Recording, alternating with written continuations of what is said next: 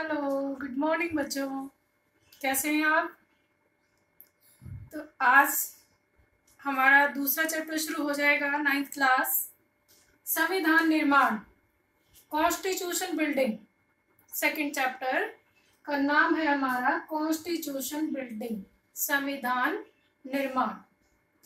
तो आगे बढ़ने से पहले तो हम यही जानेंगे कि संविधान क्या होता है। बोर्ड पे देखिए, संविधान बुनियादी नियमों का एक ऐसा दस्तावेज है जिसका पालन नागरिकों और सरकार दोनों को करना पड़ता है। देश का सर्वोच्च कानून होने के नाते संविधान नागरिकों के अधिकार, सरकार की शक्ति और उसके कामकाज के तरीके का निर्धारण करता है। तो इसका मतलब है कि संविधान एक ऐसी पुस्तक है, एक ऐसा दस्तावेज है जिसमें नियम लिखे हुए हैं। और क्या नियम लिखे हुए हैं कि हमारी सरकार कैसे बनेगी, कौन सरकार चलाएगा, क्या हमारे अधिकार होंगे, क्या हमारे कर्तव्य होंगे, ये सारी बातें उसमें लिखी हुई हैं। वो संविधान है। अंडरस्टैंड? संविधान क्या है, बहुत इंपॉर्टेंट है। चैप्टर शुरू करने से पहले आपको पता होना चाहिए कि हम क्या पढ़ने जा रहे हैं। संविधान क्या है? लिखित नियमों का, या कई बार अलिखित भी होता है, बुनियादी नियमों का एक ऐसा दस्तावेज जिसके पालन नागरिक और सरकार दोनों को करना होता है। ये सर्वोच्च कानून है जो हमें नागरिकों के अधिकार, सरकार की शक्ति और उसके कामकाज के तरीके का निर्धारण करता है। कोई भी लोकतांत्रिक देश संविधान के बिना नहीं चल सकता। अगर लोकतंत्र है तो संविधान का होना अनिवार्य है। तो आइए अब आगे हम चैप्टर को पढ़ते हैं। जैसे हमने पीछे लोकतंत्र के बारे में पढ़ा कि लोकतंत्र में वही लोग शासन करते हैं जो जनता के प्रतिनिधि होते हैं, वही नीति निर्माण करते हैं, लेकिन उनके ऊपर भी कुछ बंदिशें होते हैं, कुछ कानूनों का उन्हें पालन करना पड़ता है। जैसे कि जो संविधान में लिखे गए कानून है उनका उन्हें पालन करना पड़ता है। वो अपने आप में फ्री नहीं होते कि कुछ भी करें, वो भी नियमों से बंधे होते हैं, वो भी संविधान से बंधे होते हैं। तो अब और आगे बढ़ने से पहले हम एक देश का उदाहरण पढ़ेंगे, दक्षिण अफ्रीका के बारे में। दक्षिण अफ्रीका को आजादी मिली 26 अप्रैल 1994 को। बहुत ज्यादा टाइम नहीं हुआ है। 26 अप्रैल 1994 को दक्षिण अफ्रीका आजाद हुआ। जैसे कि हमारे देश पर अंग्रेजों का राज था, हमें तो 1947 में आजादी मिल गई, लेकिन दक्षिण अफ्रीका में अंग्रेजों ने 17वीं 18वीं शताब्दी में उनके ऊपर अधिकार कर लिया था और उन्हें आजादी मिली 26 अप्रैल 1994। और जैसे हमारे देश में आजादी मिलना कोई आसान काम नहीं था, वैसे ही दक्षिण अफ्रीका में भी आजादी मिलना कोई आसान काम नहीं था। वहां पर दो क्वालिटी, 3 तरह से लोगों को बांट दिया गया था। एक श्वेत जो गोरी चमड़ी वाले थे, अश्वेत जो काली चमड़ी वाले थे, और रंगीन भी कहा गया जो अपने भारत जैसे, जिसमें के न ज्यादा गोरे हैं न ज्यादा काले हैं, भारत जैसे देशों से जो वहां जाकर बसे हुए लोग थे दक्षिण अफ्रीका के, उनको रंगीन चमड़ी वाले कहा जाता था। बहुत ज्यादा भेदभाव किया जाता था उनके साथ। जो श्वेत लोग थे वो जनसंख्या में उतने ज्यादा नहीं थे। जो अश्वेत, जो काले रंग के लोग थे, दक्षिण अफ्रीका के जो नेटिव थे, वासिंदे थे, वो 3/4 थे और अंग्रेज लोग 1/4 थे। फिर भी उनके साथ जो काले लोग हैं उनके साथ रंग भेद किया जाता था। अब क्वेश्चन आता है, रंग भेद क्या होता है? रंग के, चमड़ी के रंग के आधार पर दक्षिण अफ्रीका में भेदभाव की जाने वाली व्यवस्था को रंग भेद कहते हैं। तो इस रंग भेद के खिलाफ वहां पर 1950 के दशक में आंदोलन शुरू हो गए और नेल्सन मंडेला जी, जो कि वहां के गांधी जी के नाम से भी जाने जाते हैं, दक्षिण अफ्रीका के गांधी के नाम से भी जाने जाते हैं, नेल्सन मंडेला जी जो बाद में उसकी दक्षिण अफ्रीका के राष्ट्रपति भी बने, उन्होंने एक पार्टी बनाई, एक संगठन बनाया, अफ्रीका नेशनल कांग्रेस।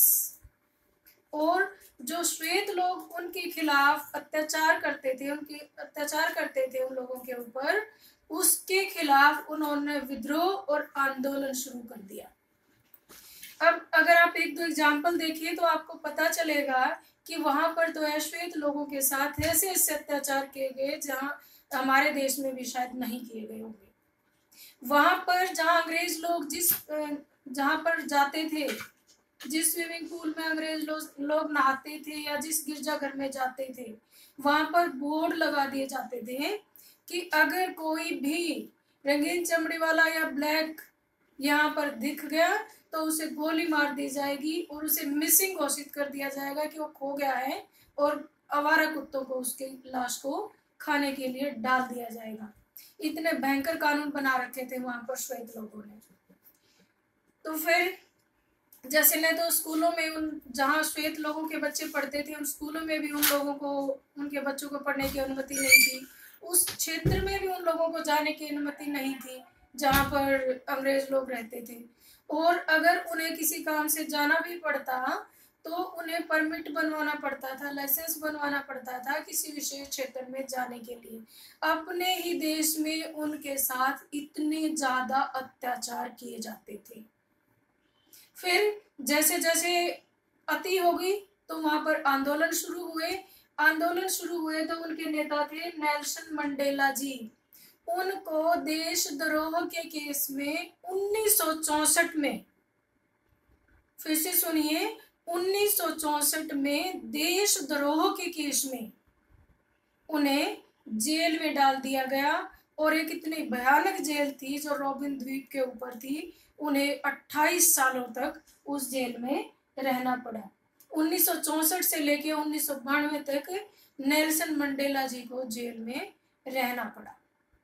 और उसी दौरान उन्होंने अपनी एक आत्मकथा लिखी, The Long Walk to Freedom. Nelson Mandela ji की आत्मकथा का नाम है The Long Walk to Freedom. तो इस तरह से उनके नेल्सन मंडेला जी के प्रयासों से वहां पर लोकतंत्र स्थापित हुआ। लेकिन उनकी भरमत साथ देखिए, नेल्सन मंडेला जी का कहना था कि हमने बहुत ज्यादा अत्याचार सहे हैं, हम इन अत्याचारों के खिलाफ लड़ाई लड़ रहे हैं, लेकिन आगे आने वाले समय में मैं ये नहीं चाहूंगा कि अश्वेत लोग अब श्वेत लोगों के ऊपर अत्याचार करें। नहीं, मेरा मकसद ये है कि दोनों ही किस्म के लोग, दोनों ही तरह के लोग, अर्थात कोई भी पॉपुलेशन, वहां की सारी जनसंख्या एक होकर के रहे। बदला नहीं लेना है हमें तो एक ऐसे लोकतंत्र की स्थापना करनी है जिसमें कि सभी लोग, गोरे क्या, काले क्या, रंगीन क्या, सभी लोग बिल्कुल सौहार्द के साथ रहें। ऐसा हमें स्थापना करनी है। तो आई होप आपको समझ में आ गया होगा दक्षिण अफ्रीका में किस तरह से अत्याचार किए जाते थे। और फिर नेल्सन मंडेला जी जो वहाँ के नेता थे, उन्होंने एक संगठन बनाया, उसके तहत उन्होंने आंदोलन और हड़तालें शुरू की। 1964 में उन्हें देशद्रोह के केस में जेल में डाल दिया गया। देशद्रोह होता है कि जो वहाँ की सरकार है उसके खिलाफ जो आवाज उठाता है उसे देशद्रोही माना जाता है। तो आई होप आपको समझ में आ गया होगा। अभी तक जो मैंने पॉइंट यहाँ पे लिखे हुए हैं, कब दक्षिण अफ्रीका को आज़ादी मिली, कितने सालों तक जेल में रहे, कौन सी उनकी पुस्तक थी, और कि कौन सी पार्टी का, कौन से संगठन का उन्होंने बनाया था, ये सारी बातें आपने लिखनी भी हैं और याद भी करनी है। तो अब आगे बात आती है कि ठीक है, ये बात तो वहां पर बड़े संघर्ष हुए, आज़ादी मिली, फिर हमें संविधान की क्यों जरूरत है? आज़ादी मिल गई, अंग्रेज लोग मान गए और गोरे और काले लोगों ने बैठ करके अपने आपस में सहमति कर ली, तो फिर संविधान की क्यों जरूरत है? देखियो बच्चों, संविधान की जरूरत क्यों है? असल में कोई भी संगठन है, हर किसी का अपना एक संविधान होता है, कुछ नियम होते हैं, कुछ कायदे कानून होते हैं। कई बार क्या होता है कि बोली हुई बात को लोग भूल भी जाते हैं और आगे आने वाले लोग ना भी माने, तो इसलिए उन नियमों को क्या करना होता है, लिख लिया जाता है। तो पहली बात तो ये है कि हम क्यों संविधान जरूरी है, किस लिए जरूरी है? यह साथ रह रहे विभिन्न तरह के लोगों के बीच जरूरी भरोसा और सहयोग विकसित करता है। अब आप दक्षिण अफ्रीका का ही उदाहरण देख लीजिए। उन लोगों में आपस में बहुत ज्यादा मनमुटाव था। श्वेत लोग जो अश्वेत लोगों के ऊपर बहुत ज्यादा अत्याचार करते थे। आजादी मिल गई उनको, लेकिन भरोसा तो नहीं है कि न तो अंग्रेज उन श्वेत लोगों को भरोसा है, क्योंकि उनके मन में भी चोर है कि तुमने इनके साथ इतने ज्यादा अत्याचार किए कि आगे आने वाले समय में ये बदला ले सकते हैं। जो आज बात हो रही है कि हम मिल के काम करेंगे, क्या पता आगे आने वाले समय में ये काम ना करें। ठीक है।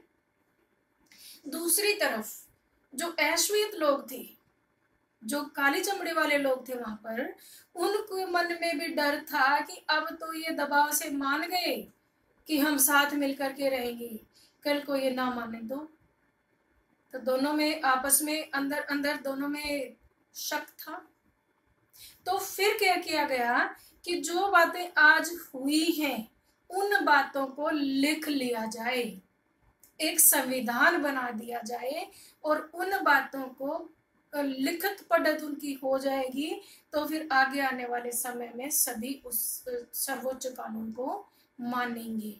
इससे लोगों में क्या होगा, भरोसा होगा और सहयोग का भाव विकसित होगा। Understand first point. क्यों लिखा संविधान? क्योंकि वो लोगों के बीच में, जो विभिन्न तरह के लोग हैं, उनके बीच में आपसी भरोसा और सहयोग विकसित करता है। समझ गए होंगे कि क्यों लिखना पड़ा? क्योंकि भरोसा तो दिलाना है कि ये देखो लिख दिया, अब नहीं आपको कोई भी मना करेगा ये सुविधा देने से। अंडरस्टैंड। दूसरी बात ये है कि ये स्पष्ट करता है कि सरकार का गठन कैसे होगा। जैसे हमने इसकी परिभाषा में ही पढ़ा था कि संविधान हमें बताता है कि सरकार कैसे बनेगी। हमारे देश में संविधान में लिखा हुआ है कि हमारी लोकतांत्रिक सरकार बनेगी, संसद बनेगी, उसको लोग उसको चुनेंगे। जो 18 साल से ऊपर उम्र का हो गया वो मतदाता होगा, उम्मीदवार चुनाव लड़ेंगे, अलग अलग पार्टियां बनेंगी और वो फिर जो सबसे ज्यादा वोट जीतेगा वो बन करके अपनी सरकार बनाएगा। तो ये सारी बातें कहाँ से पता चली? ये संविधान में लिख दी। इसलिए भी संविधान का लिखित होना क्यों जरूरी है संविधान का होना? क्योंकि ये हमें बताता है कि सरकार कैसे बनेगी, उसके कार्य क्या होंगे, उसकी शक्तियां क्या होंगी। ये सारी बातें हमें कहाँ से पता चलती हैं? संविधान से पता चलती हैं। इसलिए संविधान का होना जरूरी है। Understand second point. Third point है इसमें, यह सरकार के अधिकारों की सीमा तय करता है और हमें बताता है कि नागरिकों के क्या अधिकार होंगे, क्या कर्तव्य होंगे। आपने पिछली क्लासेस में पढ़ा होगा कि जैसे कि कार्यपालिका कानून लागू करती है, विधान पालिका कानून बनाती है, इस तरह हमने पढ़ा है ना सरकार के तीनों अंगों के बारे में। तो वो किस हद तक कानून बना सकती है और किस हद तक लागू कर सकती है। अगर वो सही नहीं करती तो उसके ऊपर बंधन भी होता है, अगर वो संविधान के अनुसार कार्य नहीं करती। तो सरकार के ने कौन से काम करने हैं, किस दायरे में रह करके करने हैं, ये सारी बातें भी कहाँ लिखी होती हैं? संविधान में लिखी होती हैं। और जैसे आपने पढ़ा होगा हमारे देश में हमें 6 प्रकार के मौलिक अधिकार दिए गए हैं, तो उन मौलिक अधिकारों को भी कहाँ लिखा हुआ है? संविधान में लिखा हुआ है। कौन से नागरिकों के मौलिक अधिकार हैं, कौन से नागरिकों के कर्तव्य हैं, ये भी उस किस पुस्तक में लिखे हुए हैं? उस पुस्तक में लिखे हुए हैं जिसे हम अपना सर्वोच्च कानून मानते हैं। एक नंबर में कई बार पूछ लिया जाता है कि संविधान का सर्वोच्च कानून क्या है भारत का? संविधान हमारा सर्वोच्च कानून है। Understand third point. चौथा पॉइंट इसमें आता है कि ये अच्छे समाज के गठन के लिए लोगों की आकांक्षाओं को व्यक्त करता है।